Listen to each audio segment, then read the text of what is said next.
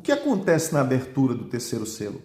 Esse é o assunto do nosso vídeo de hoje e eu gostaria de pedir que você fique conosco até o final.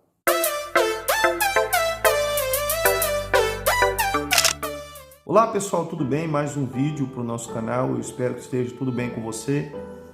E antes de mais nada, eu queria pedir, se você não é inscrito, se inscreva no nosso canal, ative o sino das notificações, dê um like e compartilhe esse vídeo com outras pessoas. O nosso texto de hoje está em Apocalipse capítulo 6, versículos 5 e 6. Vamos ler? Diz assim: E havendo aberto o terceiro selo, ouvi o terceiro animal, dizendo, vem e vê. Olhei e eis um cavalo preto, e o que estava sentado sobre ele tinha uma balança na mão. E ouvi uma voz no meio dos quatro animais que dizia, uma medida de trigo por um dinheiro, e 3 medidas de cevada por um dinheiro, e não danifiques o azeite e o vinho. Se a gente observar, nessa abertura do primeiro selo, aparece esse cavaleiro com uma balança na mão. A balança era um equipamento usado para contabilizar os grãos de trigo, de cevada, de milho, de arroz, enfim, todo tipo de cereal e ainda outros produtos. Pesava-se na balança. Olhando dessa forma, nós podemos compreender que a balança era o símbolo da economia nos dias de João. E quando ele tem essa visão, se refere exatamente a essa realidade, a um abalo econômico. Quando nós olhamos para as profecias de Jesus e vemos que elas indicam os dias em que vivemos, nós vamos ver que João estava tendo uma visão confirmando o que Jesus já havia predito. Exemplo, Mateus capítulo 24, versículo 7. Ele diz assim, portanto, se levantarão nação contra nação, reino contra reino. Haverá fome, peste, terremoto em vários lugares. Se você analisar esse texto, você vai ver que Jesus fazendo referência aos mesmos acontecimentos da visão que João tem, a partir do segundo selo, do terceiro e do quarto. São eventos que se encaixam um no outro. Jesus fala de guerra, o segundo selo fala de guerra. Jesus fala de fome, o terceiro selo fala de fome. Jesus fala de peste, de doenças, terremotos, e acontece exatamente no quarto selo. Então, as profecias de Jesus apontavam exatamente para esses selos. Só que, como nós já falamos no primeiro selo, e esse livro selado fala do período do princípio das dores e do fim, que é exatamente o tempo reservado para os dias atuais.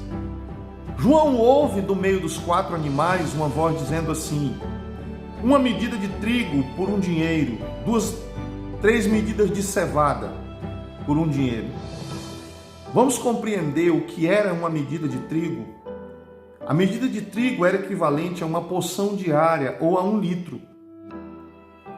Então, o que dava para um homem comer durante um dia, na sua refeição, do café da manhã, do almoço e da janta, era o que esse dinheiro poderia comprar.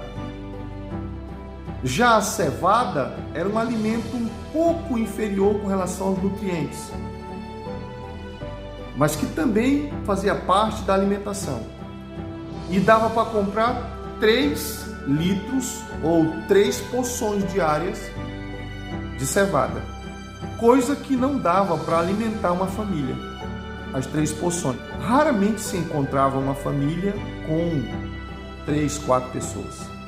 Na sua grande maioria, a família era constituída por 5, 6, 7 pessoas. Então, 3 medidas de cevada não dava para suprir a necessidade diária daquela família.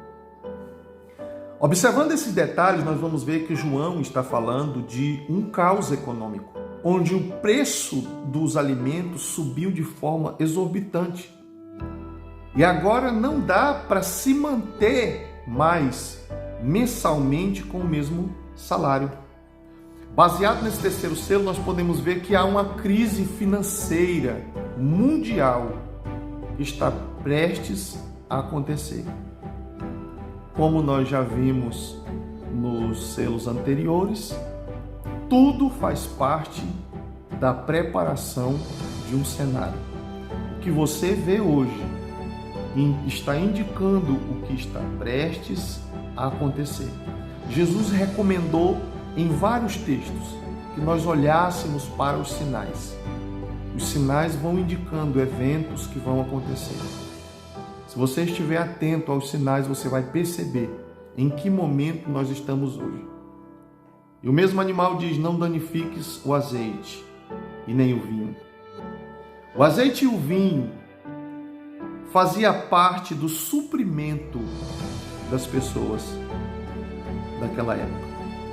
No capítulo 4 de 2 Reis, o azeite se tornou o escape para uma senhora que tinha ficado viúva e os credores do seu marido foram ameaçá-la, dizendo que iam levar os seus filhos.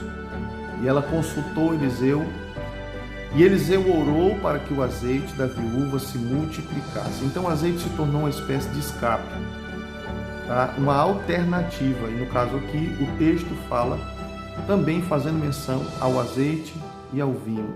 Existem muitas interpretações a respeito do azeite e do vinho, mas olhando nessa ótica, baseado no contexto dessa fome que virá sobre o mundo, nós vemos que o azeite e o vinho se tornam uma alternativa nesse período de crise. Claro, fazem parte do contexto de João. Para os nossos dias estará relacionado a outras coisas. O que eu quero ressaltar aqui é que diante de toda crise, Deus sempre proporcionará coisas que serão escape para o seu povo. Embora isso tome proporções mundiais, todavia Deus providenciará o escape para os seus.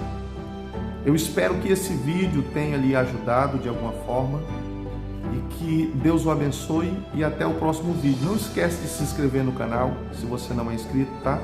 Compartilha com alguém esse vídeo.